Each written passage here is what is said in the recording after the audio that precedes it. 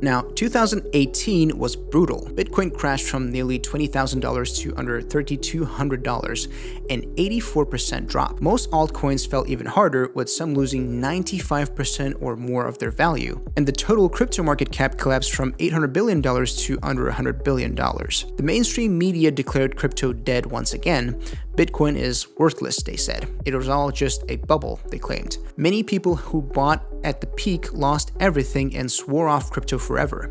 Okay, never again. Never again. And during this crypto winter, some of the most important developments in blockchain history were happening. Developers were building the infrastructure that would power the next bull run. DeFi protocols were being created, NFT technology was being developed, and layer 2 scaling solutions were being tested. And the people who understood the technology knew that the price crash didn't change the fundamental value proposition of decentralized programmable money.